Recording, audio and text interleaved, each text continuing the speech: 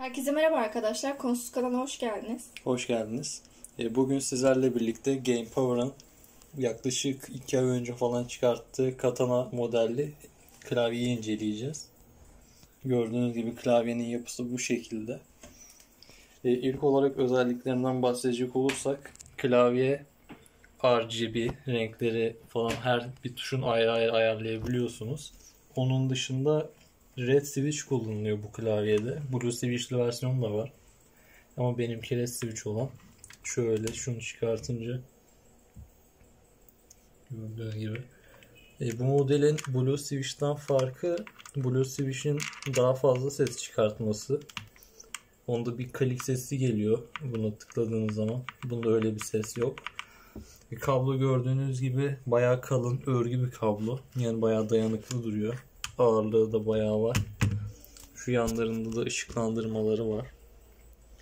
İsterseniz şu kırmızı şeyleri destek olarak kullanabiliyorsunuz.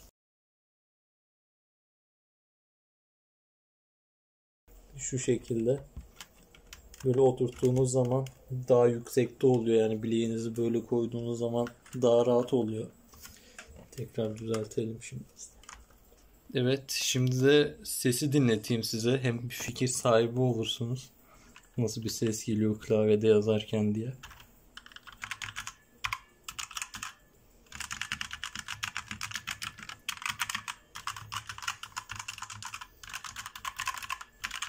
Teknik olarak anlatılacak başka özelliği yok. Bir de şu RGB dediğim gibi renkleri nasıl ayarlandığını falan onları da göstereyim.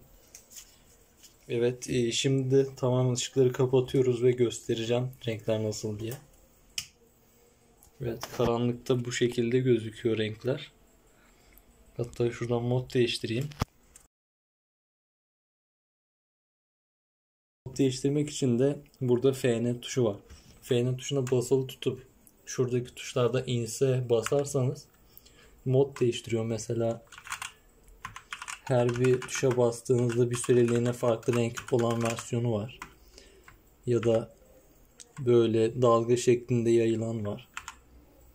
Böyle tek renk de olabiliyor. Bir de modları değiştirmek dediğim gibi FN artı ins. Rengi değiştirmek için de FN artı dele basıyorsunuz. Gördüğünüz gibi bir sürü rengi var. Sadece kendi içinde olan renkleri de kullanmanıza gerek yok. Uygulamadan da renk olarak kendiniz ayarlayabiliyorsunuz. Her bir tuş farklı farklı. Onu da sonra göstereceğim. Şimdi bütün modları göstereyim. Böyle yanıp sönen var. Yanıp sönüyor. Böyle sırayla farklı farklı renklere geçen modu var. Bu var. Mesela bastığınızda kenara doğru ışık yayılıyor. Başka. Böyle yağmur şeklinde damla damla. Bir de şuradan FN'ye yine basıp burada sol tuşa tıkladığınızda klavyenin yavaşlatabiliyorsunuz. Bu animasyonun şeyini. Bir sağa bastığınızda hızlanıyor. Böyle olsun. Böyle çember şeklinde gideni var. Bastığınız etrafa yayılanı. Böyle. Bir değişik bir şey bu. Tek renk var yine. Yılan gibi dolananı. Bir de benim en sevdiğim işte rengarenk yana doğru geçeni var. Bir de en son şuradaki ışıkları da anlatayım. Bir de yanda var ışıklar. Onun içinde FN artı Pu'ya tıklıyorsunuz. Bunu bastığınızda modu değişiyor şu ışıkların. Böyle hızlı hızlı gideni var. Onun için de yavaşlatmak için buradan hızlandırıp rengini de yine End'den değiştiriyorsunuz bu sefer FN'ye basılı. Ve bu kadar. Renkler konusunda anlatacak başka bir şey yok. Bir de bilgisayarın içinde kurduğunuz sürücüyle alakalı anlatacağım birazdan bilgisayarla ilgili. Evet, şimdi klavyenin RGB renklerini ayarlamada kullanılan driver'ı nasıl kullanacağınızı göstereceğim. İlk olarak indirmeniz gerek driver'ı. İnternete zaten Game Power Katana driver yazınca çıkar. Siteye girdiğinizde böyle bir yer çıkıyor. Aşağılarda işte özellikleri falan var. Bununla ilginiz yok sizin. Şu software download yeri var. Ona tıkladığınız zaman direkt burada bir sürü ürünlerin driverları var. Sizin işiniz bu katana olan yerle download diyorsunuz. Buradan işte nereye indirecekseniz. İndirdikten sonra zaten açtığınız zaman çok zor bir olayı yok.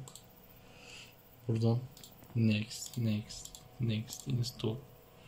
Buradan run. Tikli olursa direkt açar bittiği zaman. Böyle bir yer geliyor. 3 tane ayrı profil yapabiliyorsunuz. Ben direkt profil birden anlatacağım. Her tuş ayrı ayrı atanabiliyor. İlk olarak bir tuşlara görev atamayı göstereyim. Mesela F3 tuşuna tıkladığınızda burada Key Assignment diyor. Buna tıkladığınızda istediğiniz herhangi bir görevi atayabiliyorsunuz. Mesela başka bir tuşunuz bozuldu. F3 yerine başka bir tuş veya başka bir şey atayabilirsiniz. Mesela makro dediğinizde de F3'e bastığınızda mesela çoklu tuş görevi yapabilirsiniz. Mesela bastığınız an bir kelime yazabilirsiniz ya da ASDF böyle ne bileyim işte bir şeyde kullanırsınız. Medya'ya tıkladığınızda burada bir sürü yapılabilecek şey var. Mesela direkt ses, müzik yerini açma, duraklatma, durdurma, ileri alma, geri alma falan. Asıl çok kullanacağınız kısım genelde ışık olur zaten. Işığa tıkladığınızda böyle ışıklar gözüküyor ayrı ayrı. Ben direkt şu profile boştan ayarlayabilirsem.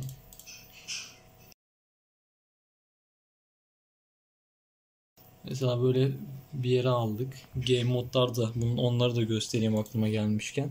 Mesela FPS var burada game mod olarak. Bunu tıkladığınızda sadece mesela yürüme tuşlarını aydınlatıyorsun. Aydınlatılıyor. Böylece de işte karanlıkta falan oynarken sadece ihtiyacınız olan tuşları görebiliyorsunuz. Mesela başka League of Legends'dan örnek vereyim. Ona tıkladığınızda da işte QWE kullanacağınız için onlar aydınlanıyor. Kendinizi de ayarlamak için mesela buradan neyi ayarlayalım? Bir renk seçelim. Bayağı renk çeşidi var. Mesela pembe bir şey yapalım. Okey dedikten sonra işte hangi tuşları aydınlatmak istiyorsanız tıklıyorsunuz. Tabi böyle yaparsanız böyle çoklu olur. Gördüğünüz gibi. Tamamen yaptım mesela. Diyelim ben mesela kafayı yedim. Şu kısmı başka renk, buraya başka, her tarafı başka yapmak istiyorum. Böyle yapıyorsunuz işte. Ayrı ayrı turuncu yaptınız. Buradan seçtiniz. Maviyi şuralara koy. Olmadı. Okey dememişim. Evet, şuradan da. Şimdi klavyeye bakarsak görebilirsiniz işte. Nereye ayarladıysanız oranın rengi çıkıyor. Öyle başka da pek bir şey yok programdan ayarlanacak. Böyle ayrı ayrı her tuşa atama yapmanızı, renklerini değiştirmenizi falan sağlıyor. Bu kadar. Klavye ile ilgili anlatacaklarım bu kadar. Bir de en son demeyi unutmuşum. Şimdi söyleyeyim. Bunun şu bilek desteği direkt olarak çıkartamıyorsunuz. Şu alttan vida kısımları var. Şu vidaları söküp 2, 4, 6 tane vidayı söküp öyle çıkartabiliyorsunuz. Bilek desteksiz de kullanabiliyorsunuz. Bugünlük video bu kadar. Bir sonraki bölümde görüşmek üzere. Hoşça kalın. Hoşça kalın.